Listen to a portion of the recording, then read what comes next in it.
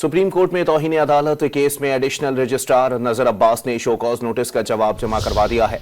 Show cause notice वापस लेने की इस्तदा भी की है। आपको अपडेट कर रहे हैं इस हवाले से कि सुप्रीम कोर्ट में तौहीन अदालत केस में एडिशनल रजिस्ट्रार नजर अब्बास ने शो कॉज नोटिस का जवाब जमा करवा दिया है। शो कॉज नोटिस वापस लेने की इस्तदा भी की गई है। आपको बताएं कि ज़राए की जानिब से दावा किया जा रहा है कि बेंच बनाने के मामले पर तूत बनाकर कमेटी को भिजवा दिया गया है। आपको बता रहे हैं सुप्रीम कोर्ट में तौहीन अदालत केस में एडिशनल रजिस्ट्रार नजर अब्बास ने शो कॉज नोटिस का जवाब जमा करवा दिया है।